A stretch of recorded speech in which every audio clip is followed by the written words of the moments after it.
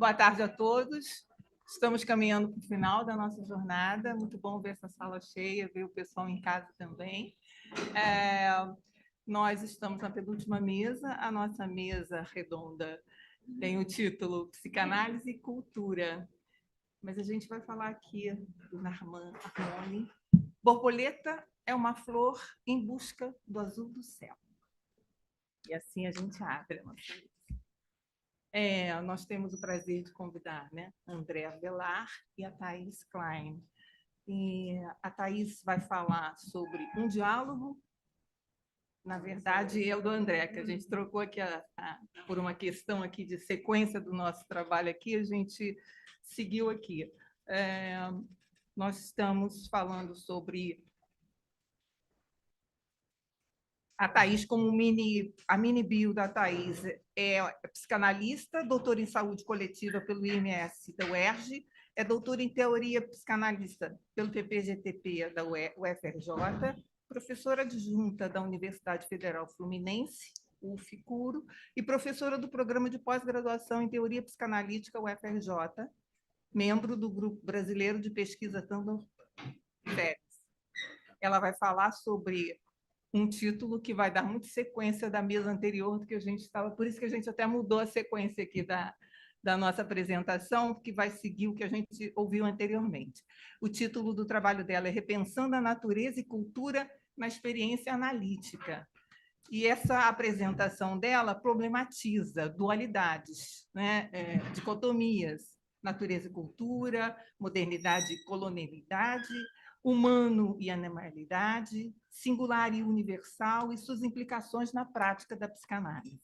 Inclusive, ela traz até presente para a gente a experiência nos limites, corporeidade, tempo e sentido na psicanálise contemporânea, que tem a ver com o nosso título que ela publicou ano passado. E aí depois ela pode falar um pouco. Muito bem-vinda, Thaís. Obrigada, a gente agradece, né, a sua presença, a sua disponibilidade. A gente trocou durante todo esse tempo o que ia falar, como ia falar, toda, sabe, uma generosidade em trazer para a gente algo que ela vem pesquisando e estudando.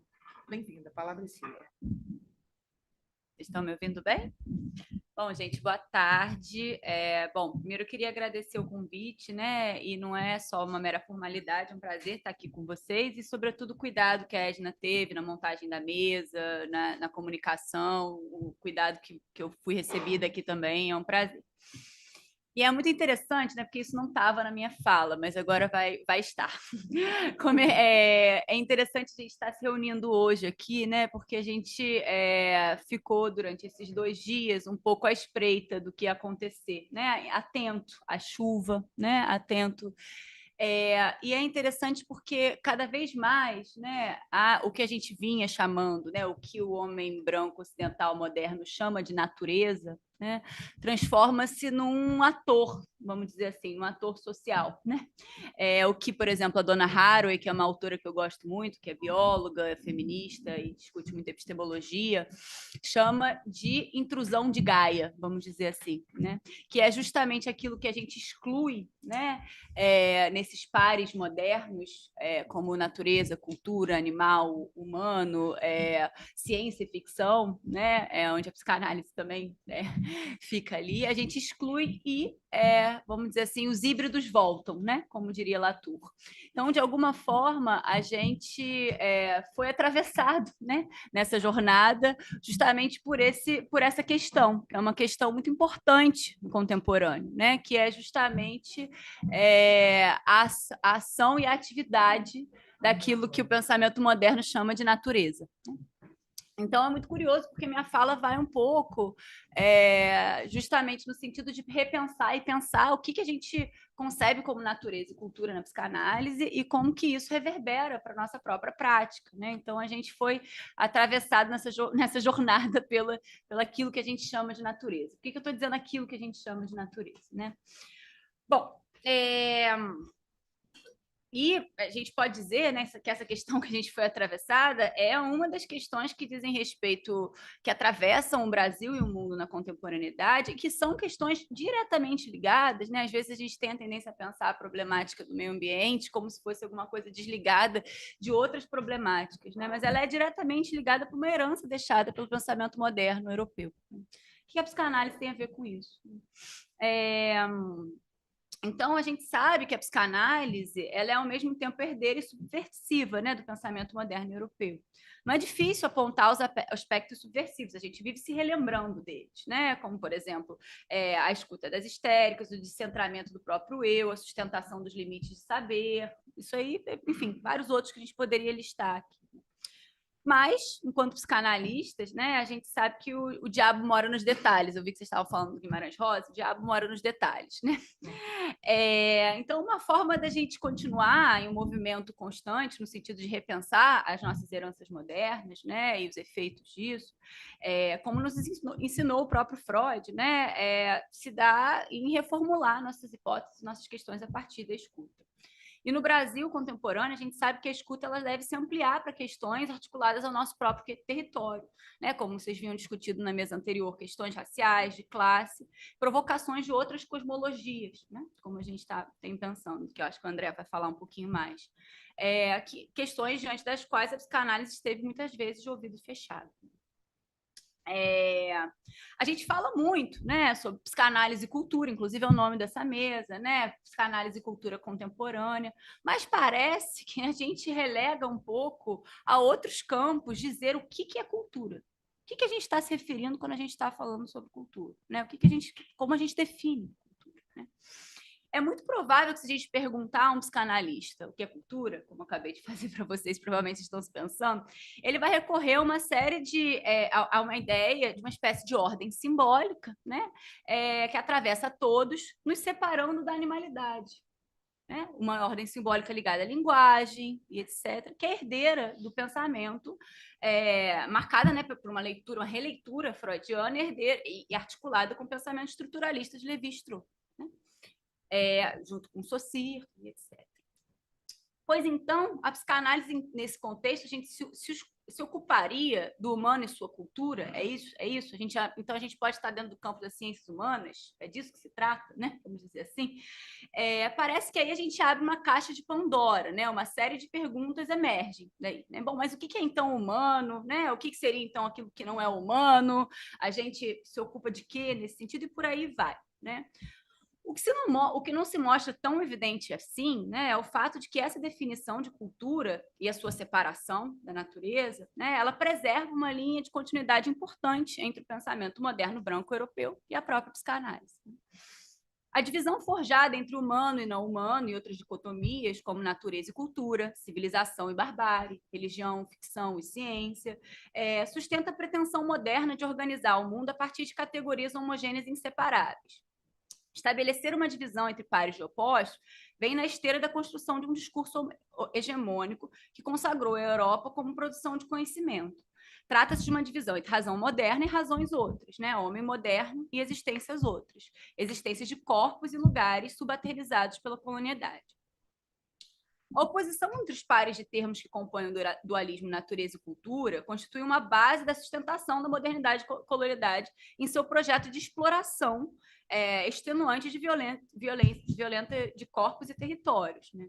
Nesse contexto, a natureza, na cosmologia europeia e cristã, ela é concebida como algo a ser conhecido e explorado. Né? Uma natureza única, imóvel, externa, correlata a um Deus universal. É herança, né, do Deus universal, de alguma forma. Trata-se de um conceito que se delineia a partir da ausência material de Deus e a extensão desse para a concepção de um princípio de unidade e universalidade também. A cultura, por sua vez, seria aquilo que varia, né? Que é a diferença, né? O meio pelo qual é o meio pelo qual através da natureza poderia ser conhecida, ou seja, mais uma separação importante entre sujeito e objeto, né? Não só conhecida, mas dominada pelos humanos civilizados, vamos dizer assim, né? Criados em imagem e semelhança de seu Deus. É interessante notar, né, que a partir desse discurso a gente constrói a própria história do nosso país, né? A narrativa sobre os povos originários, sobretudo nos primórdios do Brasil, ancora-se na descrição dos europeus. Um dos exemplos, né, que é muito interessante de ler são as cartas, que ele escreve também muito bem, as cartas do padre Antônio Vieira, né, que descreve o Brasil nessa chegada. Né? Eu vou citar um pedacinho de uma dessas cartas. Né? Ele vai dizer assim, padre Antônio Vieira: muitos há muitos rudes e bárbaros, mas mais por falta de cultura do que de natureza. A cultura trazida pelos europeus, ela viria, então, fornecer uma roupagem necessária, uma roupagem, né, literalmente, necessária para a população que habitava os territórios, né, para cobrir a sua natureza animalesca. Né? Os vestígios da natureza eram suportados apenas aqueles que poderiam ser usufruídos pelos humanos civilizados, né? O pau-brasil, etc. Os chamados recursos naturais, né? Que, por sua vez, foram matéria-prima para a própria Revolução Industrial e capitalismo, né? Como a gente conhece nos dias de hoje. Bom, é claro que, de saída, nós psicanalistas falaríamos, não, mas o Freud foi avesso à ideia de progresso, né? Não é bem disso que a gente está falando, né? Ele assinala, quando ele vai falar de cultura, no mal-estar na cultura, os restos, né, da própria civilização e os restos incontornáveis, vamos dizer assim. Né? Por outro lado, a gente acaba de nos esquecer que em nosso país a gente acaba por nos esquecer que em nosso país a própria chegada da psicanálise, uma das vertentes, eu vi vocês falando dos modernistas, né, gente, perdi. Dos modernistas na mesa passada, e justamente os modernistas também foram, né, um campo de chegada, de recepção da psicanálise no Brasil. Mas um outro campo foi justamente a psiquiatria higienista, que se aliava a esse discurso. Né? A psicanálise, então, o ego, o id primitivo ao ego civilizado. Né? Era um instrumento de civilização, vamos dizer assim, né? Trazido. Bom, seria possível argumentar que se tratam de um uso específico de psicanálise, que a gente não sustentaria, claro, esse projeto, né? Somos diferentes, vamos dizer assim. Mas o que como o diabo mora nos detalhes, né? Talvez o que escape a gente é que a herança, né, desse posicionamento está nos nossos próprios conceitos, né? Está na própria forma como a gente entende o que é cultura, né? Então, se a gente for pensar, né, a gente voltar ao Freud, e pensar de uma maneira geral o que nós psicanalistas concebemos como cultura, muitas vezes a gente vai continuar pensando ela como uma ordem simbólica que marca uma separação da natureza, que deixa ainda que deixe um resto inescapável, né? Então, trata-se prioritariamente de um vetor de restrição pulsional, né? Ou seja, te restringe os nossos limites pulsionais, vamos dizer, aliado ao recalque. Buscar essa definição é uma tarefa árdua, né? Mas a gente pode dizer que a função da cultura, e sobretudo na primeira tópica, ela é uma cultura pensada a partir da dimensão da ontogênese neurótica, né? Se a gente pensar em Totem Tabu e etc., né? Ela é pensada.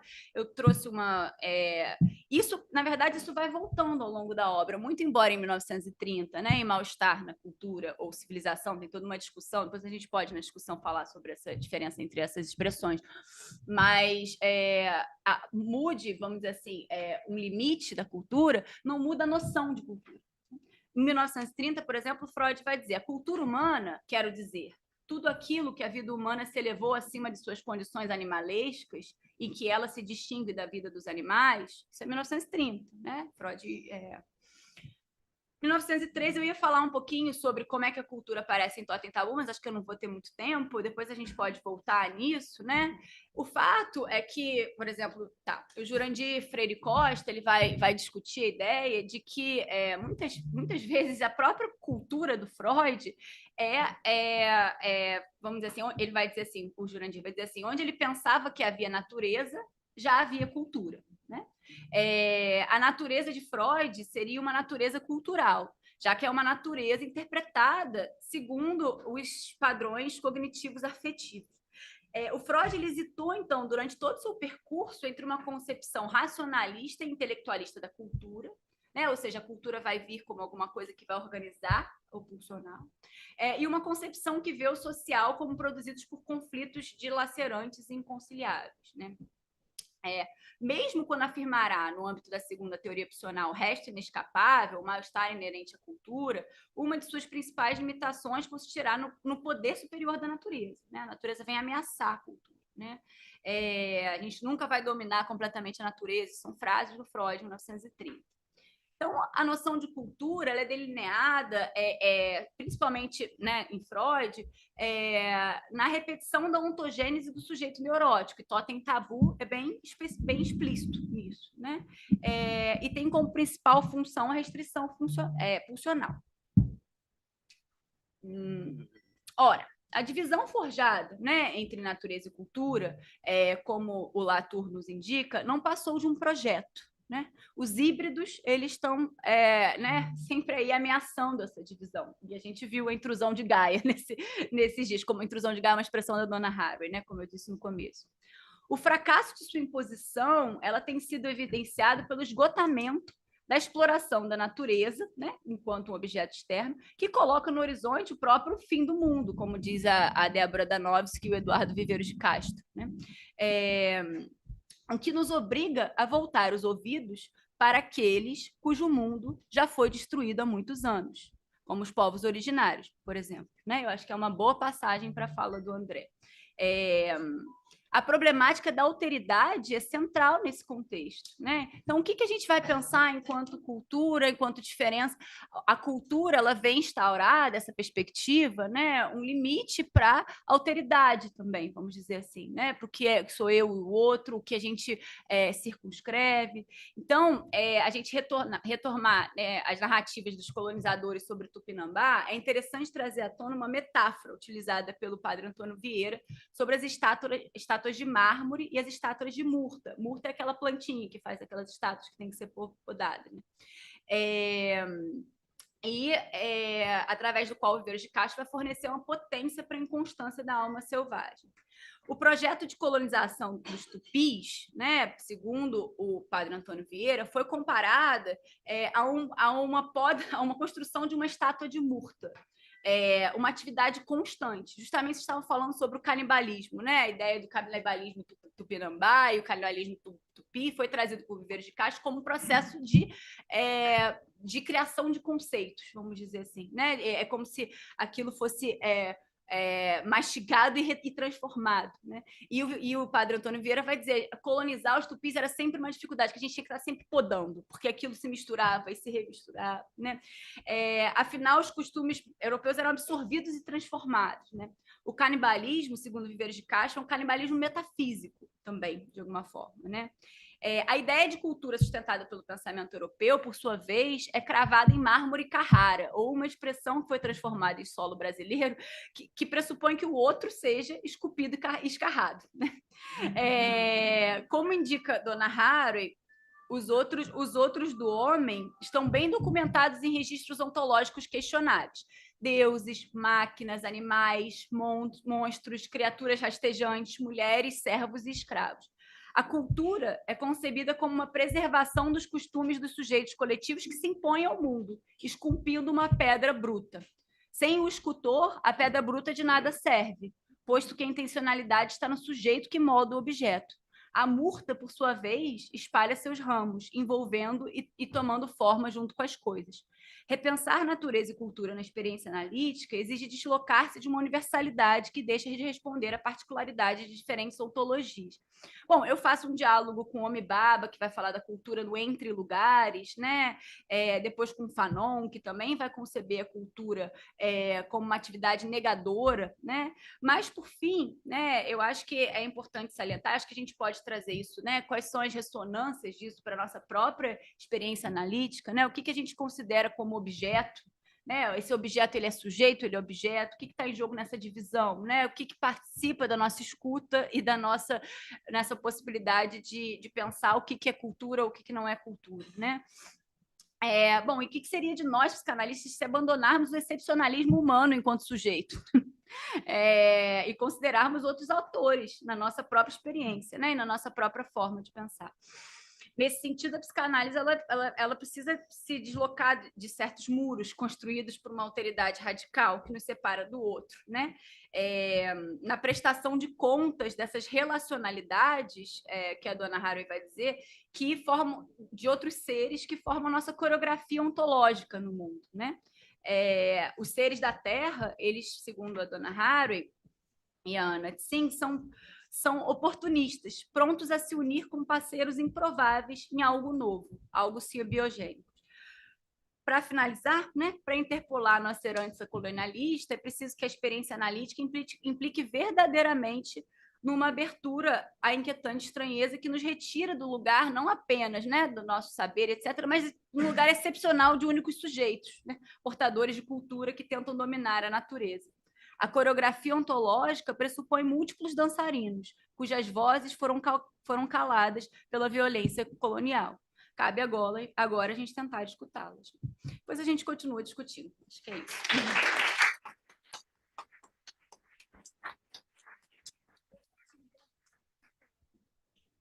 Olha, eu tentei aqui segurar, né? Porque estava bonito o trabalho dela, tinha enviado antes.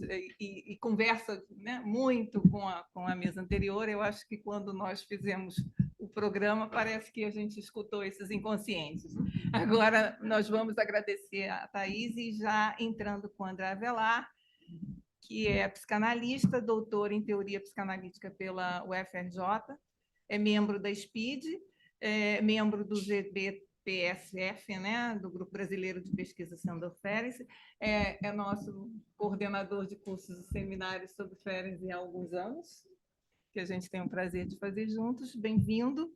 Ele traz o título Um Diálogo Impossível, uma articulação entre a psicanálise e os saberes indígenas. Seu trabalho propõe uma articulação da psicanálise com os saberes indígenas, de modo a propor outras mitologias para o balizamento do pensamento psicanalítico. Bem-vindo. A palavra é sua. 20 minutos para fala, depois a gente vai ter Perfeito. 10 minutos para separar, né, as nossas perguntas. Gente, muito bom estar aqui mais uma vez com vocês, muito prazer, né? Mais uma vez a gente está aqui podendo trocar, pensar junto, né, sobre coisas tão importantes. Bom, tentando também ser bem, tentando, né, ser bem sintético em relação às ideias aqui que eu quero apresentar para vocês, né, primeiro eu pensei aqui, né, em duas, né, dividi o meu trabalho em duas partes, né. Primeiro, propor uma espécie de uma outra mitologia, né, digamos assim, e uma outra epistemologia para o pensamento psicanalítico, e de modo que essa outra epistemologia ela poderia estar sendo mais sintonizada com determinados problemas que a gente vive hoje, né? E como a Thaís colocou, né, essa separação entre sujeito, né, entre cultura e natureza, entre sujeito e natureza, eu acho que seria a principal questão onde a gente vai estar, digamos assim, eu vou estar me ancorando, né, e podendo debruçar. Então, a primeira ideia eu queria pensar, né, a partir, né, me valendo do pensamento ferenciano, né, pensar algumas, digamos, uma outra epistemologia, que é uma epistemologia que ela vai se dar a partir de uma lógica que o Ferenczi vai chamar como lógica utraquista. E a lógica utraquista vai ser uma nova forma, não apenas uma nova conceituação, mas uma nova forma de pensar a psicanálise, né? Não apenas uma produção de novos conceitos, mas o modo de produzir esses outros conceitos, né? E essa lógica utraquista, que seria esse termo, ele se refere de uma coisa e outra, um pensamento e outro, né? Então, eu adoro uma imagem do Luiz Cláudio Figueiredo que ele fala de que para a gente poder pensar, se aproximar dessa forma de pensar ferenciana, seria que a gente precisasse se valer da lógica da arte cubista, onde você vai ver o mesmo plano com vários pontos de vista ao mesmo tempo, né? Então, eu achei essa imagem bonita, bem poética. Acho que ajuda a gente a poder pensar a psicanálise de outra forma, né? Mais do que um novo conceito, é uma outra forma de pensar a psicanálise. E nessa lógica, o que a gente vai começar a pensar é uma outra, digamos, primeiro, mitologia, uma mitologia que não seria uma mitologia ligada ao indivíduo, ligado ao homem e sua cultura, como a gente está acostumado a pensar, como colocou a Thaís, né? Onde haveria, por exemplo, mitos do Édipo, mitos do Totem e Tabu, são mitos muito ligados à nossa concepção do humano e um humano que ele vai ser pensado como separado da natureza. O Ferenczi, por outro lado, a partir de uma ideia dele chamada regressão talássica, né? Ou seja, que seria, na verdade, uma relação da origem, né, com o indivíduo, da filogênese com a ontogênese, uma aproximação entre a ontogênese e a filogênese, mais uma filogênese seria, né, a relação da espécie, né, seria muito para além do humano, ou seja, uma relação do humano com o vivente.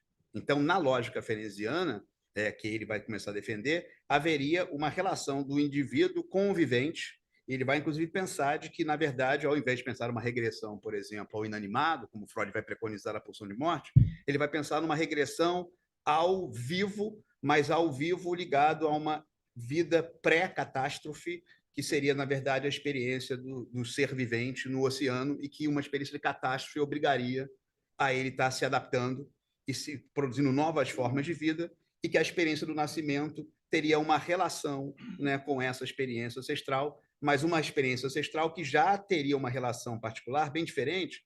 Por quê? Porque ela já, na verdade, seria uma relação não do humano em separar da natureza, mas uma relação do pré-humano, esse pré-humano se relacionando com o vivente, e que todas as nossas experiências de prazer, né, enfim, prazer ligado ao sono, prazer ligado à vida sexual, teriam uma memória dessa experiência pré-humano, dessa experiência do vivente. Então, nessa lógica talasca, nessa lógica ultraquista, se propõe uma outra mitologia, e é uma mitologia, né, de origem, que seria uma mitologia não do humano, mas do pré-humano, esse humano que é vivente. Então, essa é uma primeira questão.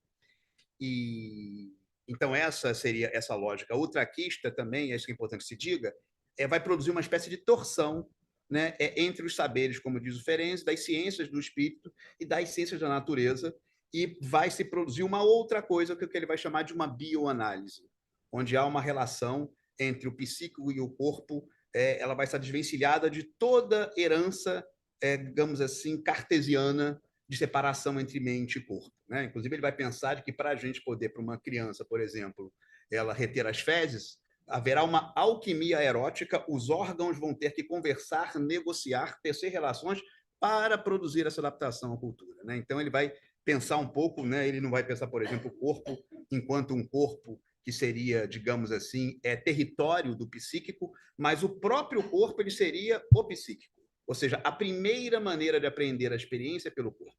Ele vai falar, por exemplo, de ideias que Freud nem esboça, né? nem passeia por aí, como, por exemplo, o inconsciente biológico, inconsciente intrauterino, né? Inclusive, ele vai pensar de que haveria o originário, enquanto para Freud seria um originário ligado ao trauma do nascimento, para Ferenczi seria um originário ligado, né, ao intrauterino, e esse intrauterino teria uma relação com essa experiência, digamos, do vivente, que seria a experiência talasca, da relação de um ser que vai ser obrigado a sair de um ambiente aquoso para o ambiente não aquoso. Então, é uma relação muito próxima entre um originário, entre uma filogênese e uma ontogênese, né? Então, essa seria uma primeira questão. E aí, claro, né, eu acho que é importante que se diga também, isso agora indo na crítica do pensamento indígena, né, sobre o ocidental, que é esse um ponto que a gente vai tentar trabalhar. E é importante que se diga o seguinte, né? Freud ele vai, por exemplo, no Mal-Estar na Civilização, né, como a Thaís frisou, ou seja, ele vai problematizar de que a cultura não vai produzir, digamos assim, apesar do seu desenvolvimento, os benefícios que ela supõe. Então, a infelicidade continuará existindo, a violência continuará existindo, mesmo com o progresso da cultura. O que eu acho que a pensabilidade indígena ela vai denunciar, e que eu acho que isso é uma coisa muito importante a gente poder escutar, né, é de que não é que o sofrimento existe apesar do progresso. O sofrimento existe apesar do progresso, e o sofrimento existe por causa do progresso. Então, esse seria o que eu pude dizer. A pensabilidade indígena hoje vai apresentar uma nova modalidade de mal-estar. Né? Ou seja, não é. A gente está falando aqui, quando Freud fala do avanço da civilização, ele vai falar do triunfo do homem sobre a natureza, de poder, em vez de ser destruído por ela, poder dominá-la, superá-la.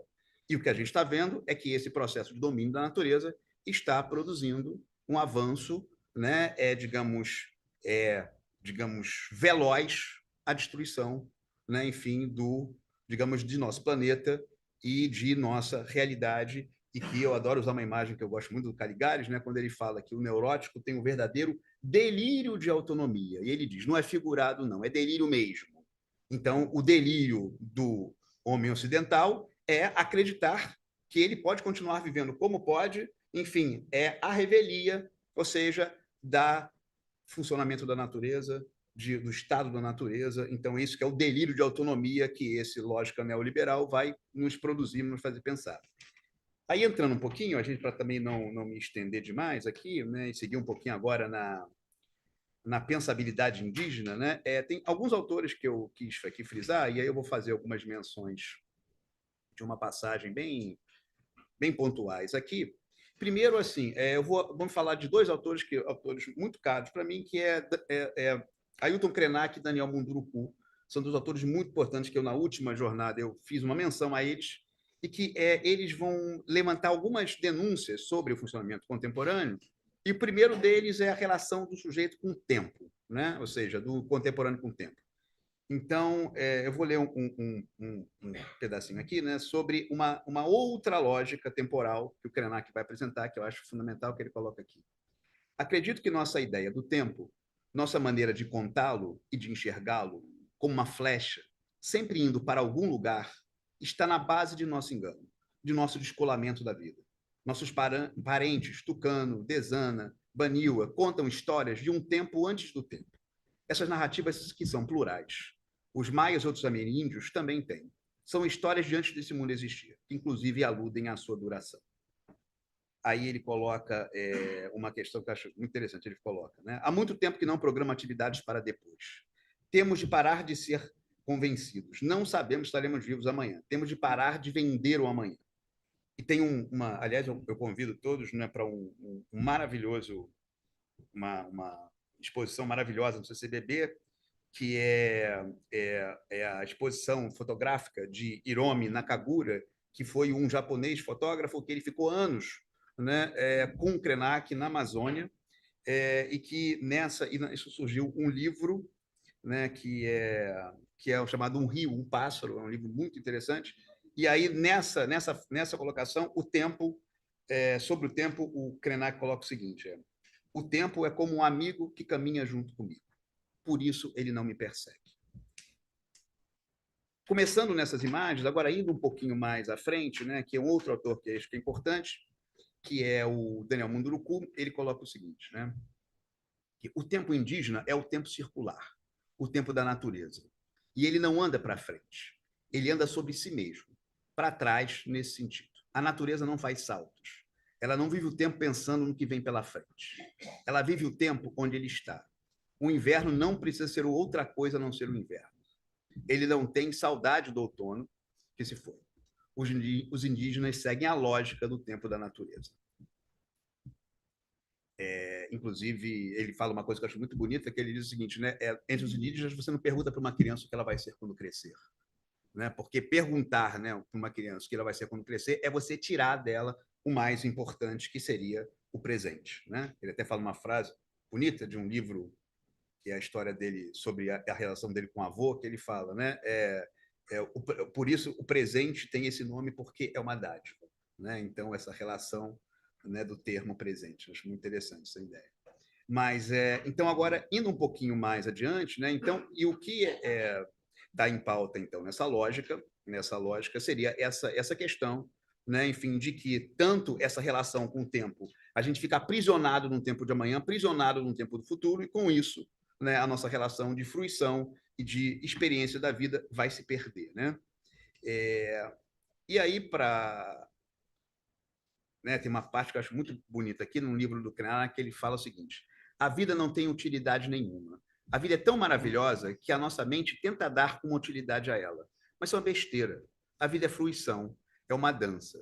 Só que é uma dança cósmica. E a gente quer reduzi-la a uma coreografia ridícula e utilitária.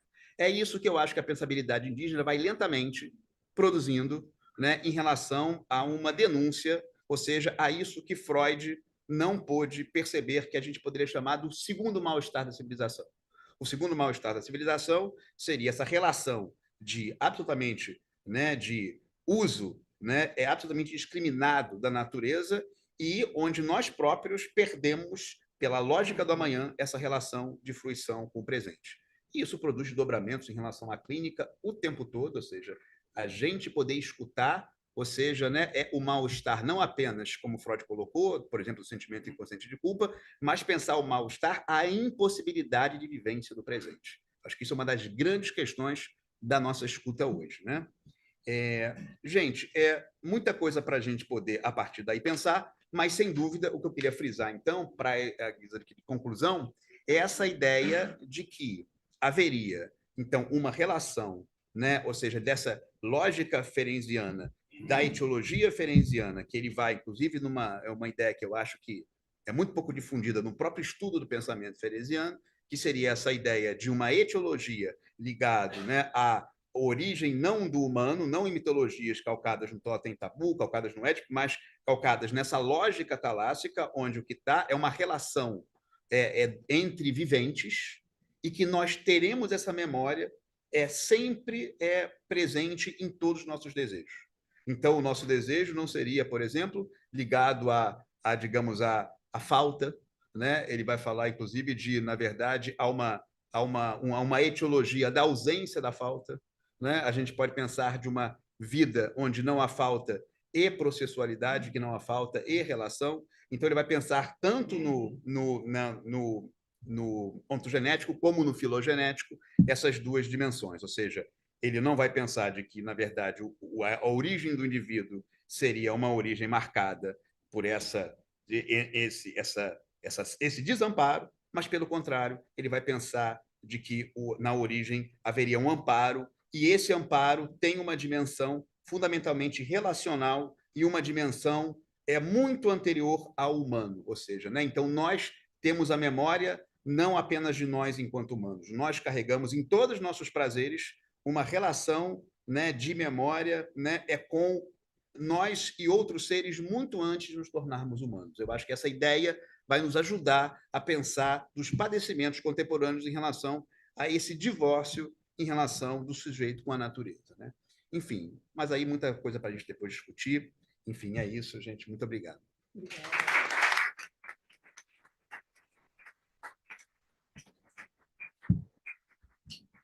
Obrigada, André. Brilhante, né? Ficou combinado, né? Uma coisa assim, uma tecedura, né? Como a gente fala. Então, agora nós abrimos para as perguntas. Quem gostaria? Pois não? O microfone para Solange, alguém pode? Pois não, ali atrás tem. Aí, Bruno, bem-vindo. Aqui, né? Tá. Solange, Bruno, inscritos.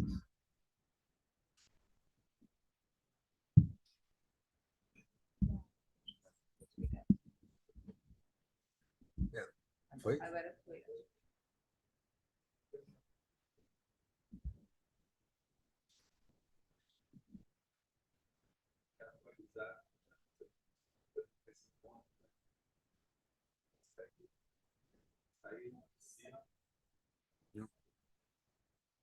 Foi? Foi? Será que está funcionando isso? Tá. Então, queria perguntar para vocês dois, não sei se vou conseguir botar em palavras, mas como é que a gente poderia tentar atualizar para essa discussão aqui agora? Como é que a gente conseguiria sair de si para poder escutar a apresentação de cada um e pensar uma pergunta ou uma não pergunta, pensar uma conversa que não fosse com aquilo que eu já pensava antes de chegar nesse encontro.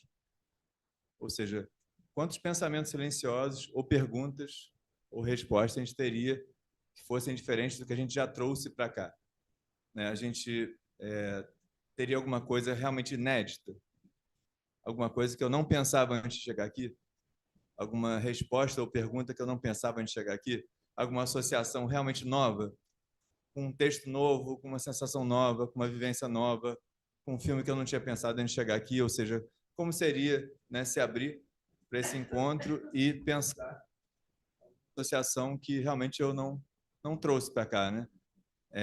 100% inédito, acho que seria, né, ingênuo, né? Mas como seria a possibilidade de uma abertura, né, para poder ouvir vocês sem pensar num artigo que eu escrevi, né, no livro que eu li ontem, né, e aí poder discutir alguma coisa um pouco mais aberta, porque os trabalhos, eu gosto muito de vocês dois particularmente, né, mas poder discutir a abertura da escuta, porque acho que tem a ver com o que vocês estão discutindo, né, a questão da cultura, né, como é que seria alguma coisa que eu não preparei, né, e estou querendo realmente conversar.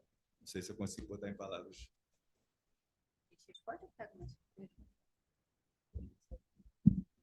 Bom, eu acho que não sei, nunca sei se está funcionando ou não, tá? Tá, beleza.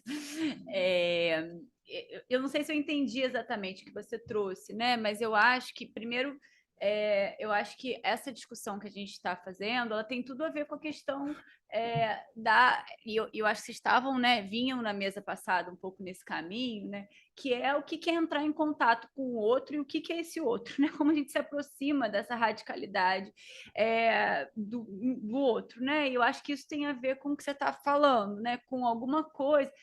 E parte dessa separação entre natureza e cultura e outras dicotomias, né, que eu acho que o André também trouxe em relação à herança do nosso pensamento, é uma separação entre sujeito e objeto, né, uma separação entre sujeito e objeto de conhecimento. Talvez se a gente pudesse pensar na psicanálise, né, entre analista e analisando, entre, né, e eu tendo a pensar que, de alguma forma, os encontros possíveis, eles são encontros que provocam misturas, né, que provocam misturas e reorganizações.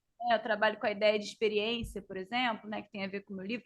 Eu penso a experiência num diálogo com a fenomenologia e com a própria antropologia, né, que vocês estavam falando na mesa passada, como uma experiência que não é nem do sujeito nem do objeto. Ela é uma experiência transformativa, né, e que nos reorganiza. E, para isso, alguns autores da psicanálise são aliados, né, o próprio Ferenczi, enfim, na verdade, muitos autores da psicanálise, mas alguns conceitos que são conceitos que estão ali no entre, né? Vamos dizer assim, entre eu e o outro.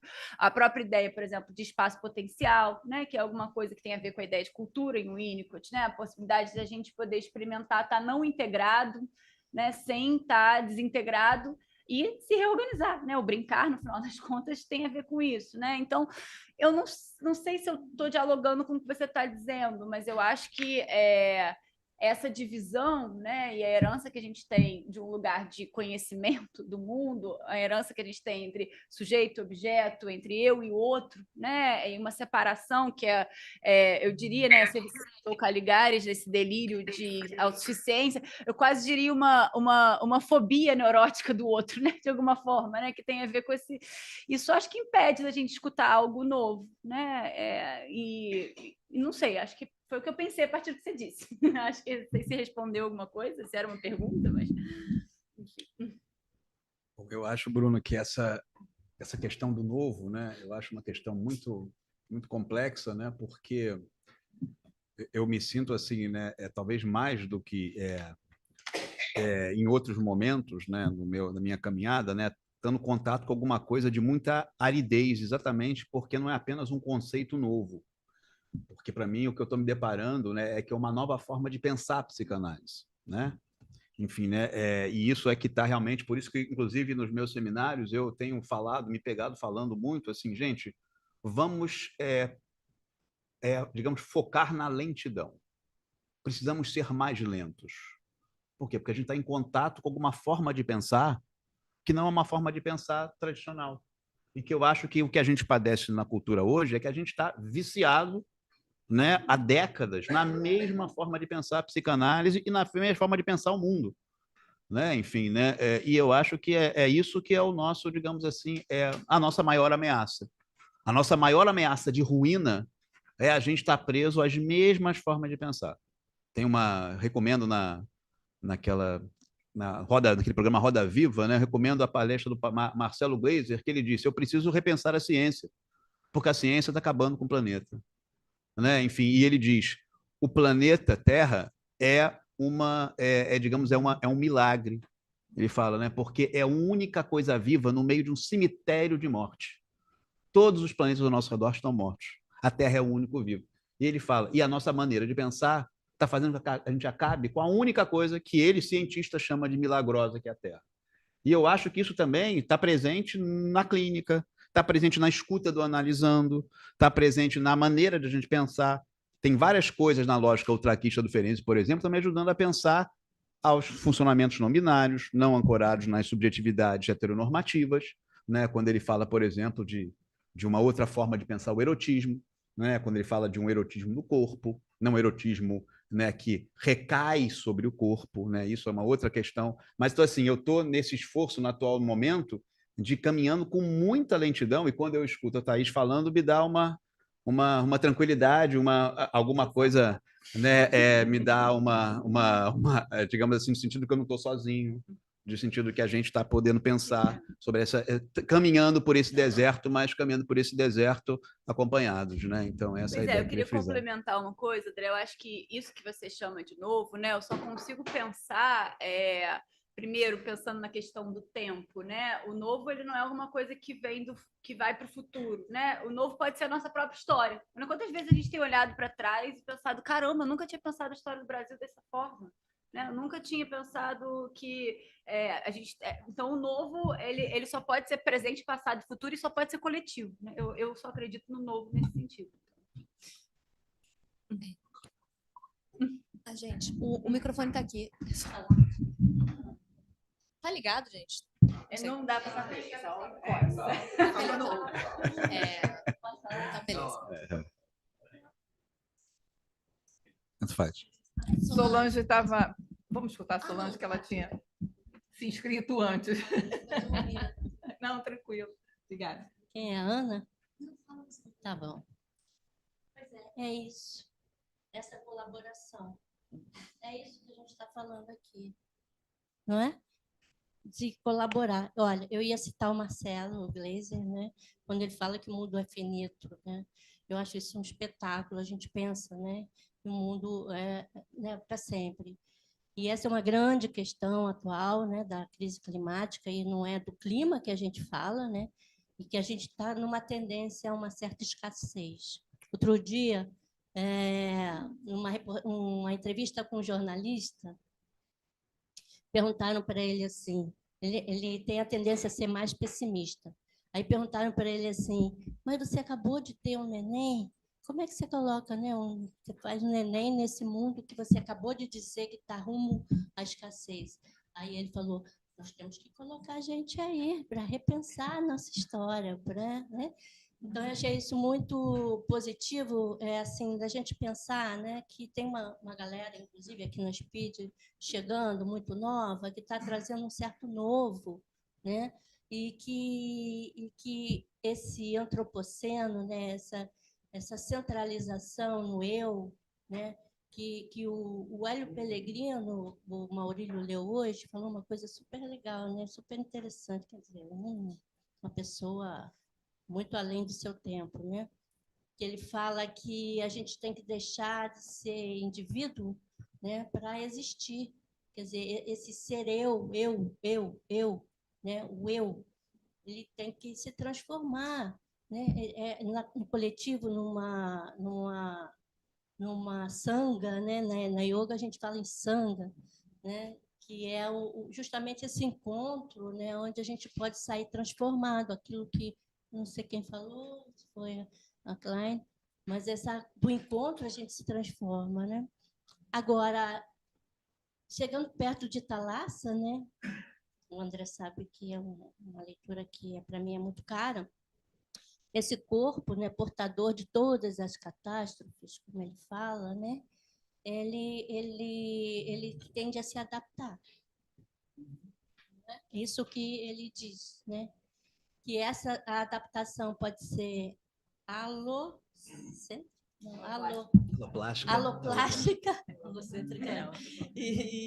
e autoplástica, né?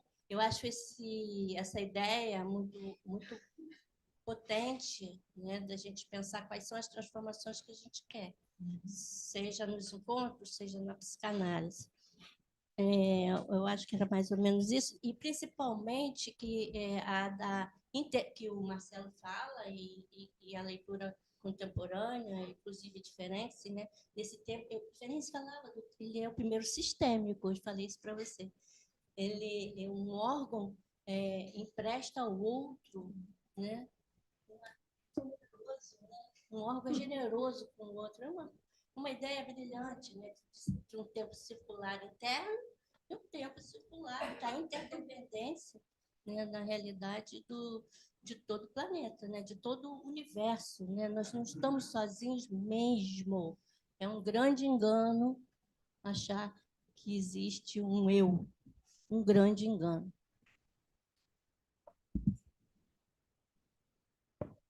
Obrigada.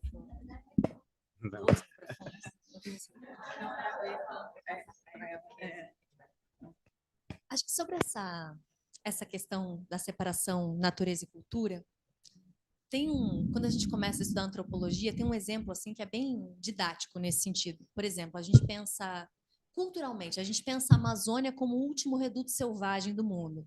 Assim, pega aquela foto do Sebastião Salgado, aquele lugar que deve ser protegido. Mas aí algumas pesquisas arqueológicas, por exemplo, revelam que, na verdade, a Amazônia, não muito, há 2.500 anos atrás, 2.500 anos atrás, Flávia é arqueóloga, era a plantação de mandioca, assim como a Floresta da Tijuca era a plantação de café, e há menos de 200 anos atrás o rio passou por um processo de desertificação. Então, assim, em última instância, de que natureza a gente está falando? Quando a gente para pensar que até a natureza, inclusive a mais exorbitante, também é construída culturalmente. E aí, enquanto vocês estavam falando, eu fiquei pensando assim, como que a gente pensa, e aí eu queria realmente pedir assim, um exemplo, não porque o que vocês estejam falando seja uma abstração, mas porque eu queria ouvir isso no chão da clínica. O que é o originário no chão da clínica? Aí, assim, eu queria compartilhar uma coisa muito brevemente e pedir para vocês, assim, de acordo com o que vocês escutam, né? Uma vez eu escutei de uma moça, uma experiência muito bonita, assim, que foi muito tocante. Ela passou 15 dias no Monte Roraima, fazendo pesquisa como bióloga. Uma experiência imersiva na Amazônia. E aí, quando ela voltou, né, aqui para o Rio, ela não conseguia se mover pela cidade, tinha crises, ficou com horror, ficou com repulsa, não conseguia fazer as coisas cotidianas, né? E ela estava encasquetada com aquilo. Que isso, que eu não consigo voltar depois de ter ido, né, para tão longe. E aí eu falei assim, será que isso não é tipo como ser um astronauta que vê tudo de longe e depois volta? Porque tem esses casos, né? Assim, você vê o planeta de longe, depois retornar a ele e ao mesmo tempo não conseguir retornar porque viu algo que era grande demais. Aí ela desatou a chorar, assim, eu também fiquei muito emocionada. Porque acho que algo de muito profundo se viu ali. Então, quando eu penso no originário, na clínica, eu penso nisso que é, de fato, pré-linguagem, mas eu queria ouvir de vocês também, enfim, queria ouvir algo da experiência clínica mesmo. André, você quer começar? Que eu estou procurando uma coisa que eu queria ler. Claro, vamos começar primeiro, eu acho assim, né, nesse esforço do novo, né, Ana, assim, né, e aí que fazendo desse novo como alguma coisa, né, permanente e tentando puxar para essa dimensão clínica, né, primeiro, cada vez mais eu vou articulando, né, pensamentos psicanalíticos como pensamentos que seriam não psicanalíticos no seu sentido formal, mas que eu acho que como, né, a pluralidade, o pluralismo é uma coisa que sempre me interessou, eu acho que são maneiras de pensar que elas não são excludentes, pelo contrário, são maneiras que o tempo todo estão fazendo a gente pensar sobre o mundo, sobre a vida, sobre o psiquismo e sobre aquele que nos procura, né? Então, eu gosto de pensar, e aí pensar, eu gosto de uma ideia do Krenak, que ele fala primeiro, né, dessa ideia da recriação do mundo, é alguma coisa que a gente tem que fazer o tempo inteiro.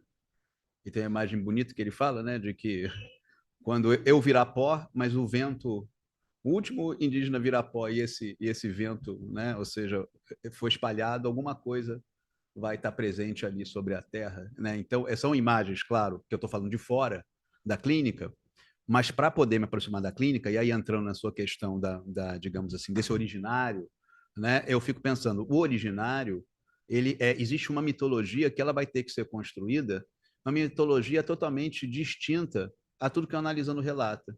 Essa mitologia ela vai ser tecida na experiência transferencial, tecida na dor, mas desde que a gente possa escutar essa dor, né, com uma revisão permanente dos nossos referenciais. Porque eu posso escutar essa dor a partir unicamente de coisas como, por exemplo, o Édipo, a partir de coisas como, por exemplo, a lógica do totem tabu, enfim, ou eu posso, por exemplo, pensar essa dor a partir de uma experiência, como você está dizendo de alguma maneira, de uma experiência de um não pertencimento ou uma experiência de um choque a partir de um outro ponto de vista, né? Então, no fundo, a minha grande questão é pensar, né, quais as mitologias que a gente vai pensar no dia a dia da clínica, mas mitologias essas, claro, que vão aparecer em profusão na análise. Por quê? Porque há um novo mal-estar. Um novo mal-estar que ele só tem lugar porque o mal-estar não é novo.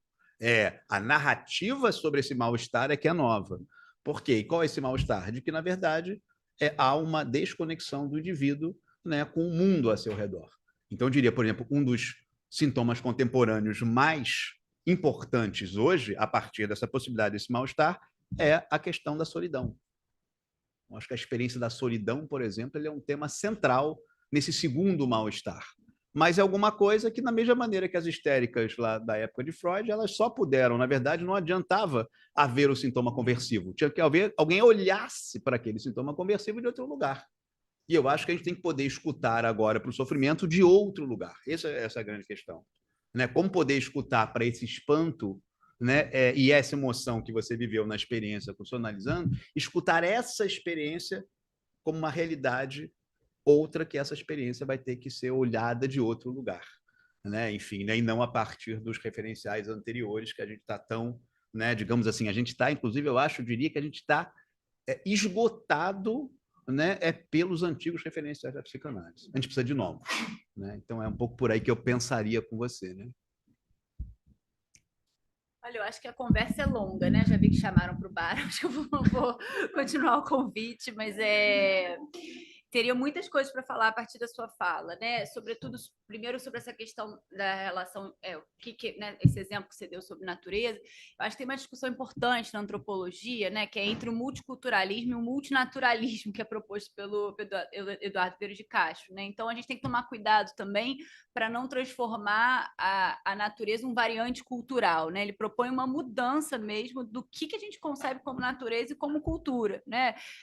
Ele vai propor a ideia a partir da cosmologia indígena e etc., que ele vai dizer que é uma epistemologia, né? Não é uma mitologia no sentido pejorativo, é uma epistemologia, que as naturezas mesmo são múltiplas. Não é que as culturas são múltiplas e interpretam as naturezas, mas os mundos são múltiplos, né? Então, de alguma forma, não é o mesmo mundo que a gente habita com a nossa cultura. O próprio mundo é outro, né? De algum jeito. Agora, eu acho que para a gente pensar, que tem muita coisa para a gente pensar a clínica, inclusive essa dimensão do que a gente escuta, né? Se a gente pensa a cultura como alguma coisa que é um simbólico e que vai, vamos dizer assim, fazer frente à animalidade, etc., a gente está escutando a cultura, né? A gente não está escutando a animalidade, né? A gente não está escutando, talvez, o que é a sensorialidade, ou, por exemplo, a atividade. Eu publiquei recentemente um artigo sobre o animismo, né? A gente pensar o animismo como também a agência dos objetos, né? Eu vou ler rapidamente, que a gente já terminou, um parágrafo de um extrato clínico, que quando uma vez eu falei sobre natureza e cultura, eu trouxe esse extrato clínico. É assim, Íris, é bem pequenininho, tá? A gente vai tomar o tempo da gente. Íris havia sido encaminhada há pouco tempo por um querido amigo psiquiatra. A assertividade da medicina não permitia dúvidas. Transtorno de personalidade borderline, tentativas de suicídio, passagem aos atos. Aos 20 anos, a jovem ostentava uma larga carreira psiquiátrica. Durante alguns meses, havia 2 vezes por semana. Até mesmo o burburinho do centro da capital carioca esvaziava-se, era tudo vazio. Completamente perdida naquela imensidão, em um deserto de gelo, avistei uma miragem, quando Íris falava de SCAD, uma vira-lata resgatada recentemente. Outros tons afetivos coloriam o espaço-tempo. Na sessão seguinte, abre a porta e está lá, entre carros, ternos e ambulância, numa consultório no centro do Rio, Íris e SCAD sentadas no sofá do consultório. A vitalidade passou a ser mais assídua entre eu, Íris e SCAD. Ali, cada uma era mais que uma e menos que 3. Hoje ainda vejo Íris uma vez por semana. SCAD vem às vezes, as 3 falam. É só uma resposta. Então, nós já estamos terminando, né? Encerrando a mesa, mas jamais a discussão, porque ela, muito pelo contrário, se abre, né, para novas e outras, né? E agradecendo a Thaís, ao André, a busca, as revelações e as, vamos dizer assim, reflexões que eu, quando fui lendo esses textos, eu falei, meu Deus, quanta coisa. Mas, enfim, muito obrigada. Obrigada a vocês, obrigada por todos estarem aqui juntos. Vamos lá para a próxima.